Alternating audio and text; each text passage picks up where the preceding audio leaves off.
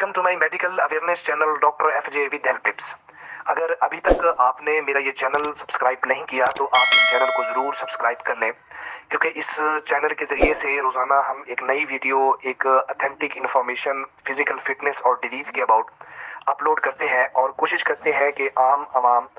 घर बैठ के अपने मोबाइल पे ही जो बेसिक इन्फॉर्मेशन है किसी बीमारी के मुतल्लिक या अपनी फिजिकल फिटनेस के अबाउट या कोई बीमारी की कोई इब्तदाई स्टेजेस पे कोई बंदा चल रहा है, तो ऐसे लोग अपनी बीमारी को इब्तदाई स्टेजेस पे ही पहचान लें और उसका जो प्रॉपर ट्रीटमेंट है वो करवाना शुरू कर दें और किसी भी क्रॉनिक मसले यानी बहुत ज़्यादा नुकसान से बच जाएं। पिछली जैसे कि वीडियो मैंने बनाई थी वो बहुत ही अहम टॉपिक यानी शुगर या डायबिटीज़ मेलाइटिस के अबाउट थी,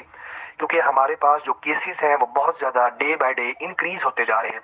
उसके डिफरेंट जो है कॉजेज हैं, वजूहात हैं जो मैंने बयान की थी पिछली वीडियोस में, अलामात की भी मैंने बात की थी। तो आज की इस वीडियो में मैं बयान करूंगा कि जो शुगर है अगर ये कंट्रोल में नहीं रहती, या ऐसे लोग जिनको शुगर का मसला है प्रॉपरली अपनी मेडिकेशन यूज़ नहीं करते, या ऐसे लोग जिनको अपने अंदर अलामात महसूस होती हैं और वो उन्होंने अभी तक अपने शुगर के कोई चेकअप नहीं कराया, तो वो कौन कौन से मसाइल का शिकार हो सकते हैं, आज की इस वीडियो में हम ये बताएंगे। इसमें जो सबसे पहली जो चीज़ है वो है मायोकार्डल इंफार्क्शन यानी हार्ट अटैक। कि ऐसा पेशेंट जिसके अंदर अनकंट्रोल डायबिटीज़ होती है उसका रिस्क बढ़ जाता है मायोकार्डल इंफार्क्शन का।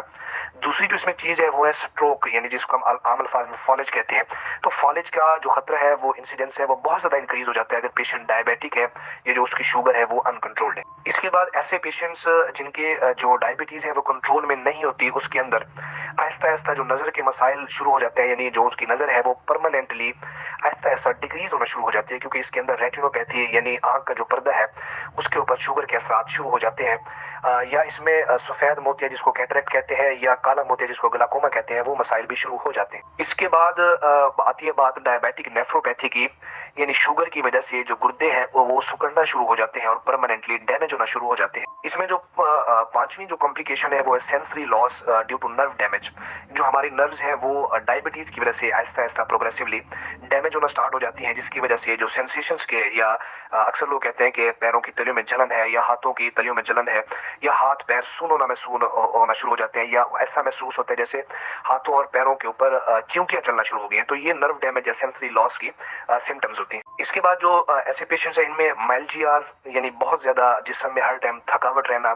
थोड़ा सा काम करके थक जाना या काम करने को दिल ना करना, और साथ में वेट लॉस की जो कॉम्प्लिकेशंस है वो स्टार्ट हो जाती है। वजन भी आहिस्ता आहिस्ता यानी ऐसे मरीजों का कम होना शुरू हो जाता है। इसके बाद जो इंपॉर्टेंट चीज है वो है सेक्सुअल प्रॉब्लम्स, यानी जिनसी मसाइल भी ऐसे लोगों में शुरू हो जाते हैं जिनकी जो शुगर है वो अनकंट्रोल्ड होती है। आठवीं जो बात करूं इसमें होता है प्रोग्रेसिव हियरिंग लॉस, यानी आहिस्ता आहिस्ता जो समात है, कुव्वत समात, वो भी आहिस्ता आहिस्ता डिक्रीज होना शुरू हो जाती है। नौवीं जो इसमें चीज है वो है कि जो डिलेड हीलिंग प्रोसेस, जैसे मैंने पिछली वीडियो में भी बात की थी, यानी जो जख्म होता है वो जख्म जल्दी ठीक नहीं होता, और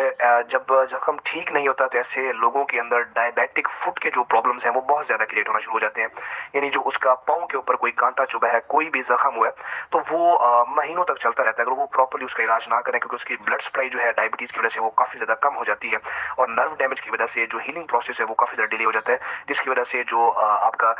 फुट है, जो ऐसे मरीजों का जो पाँव है उसका जो बहुत ज्यादा जो कॉम्प्लिकेटेड हो जाता है और वो गैंग्रीन बन जाता है। यानी जो उसके बाद हम फिर एम्पुटेशन करानी पड़ती है हमें, यानी किसी का अंगूठा काटना पड़ता है या किसी का पाँव काटना पड़ता है, या इवन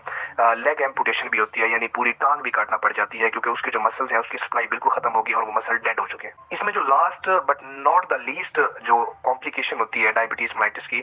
वो होती है DKA, हम इसको कहते हैं, यानी डायबिटिक कीटोएसिडोसिस या HHS, यानी हाइपर ऑस्मोलर हाइपरग्लाइसीमिक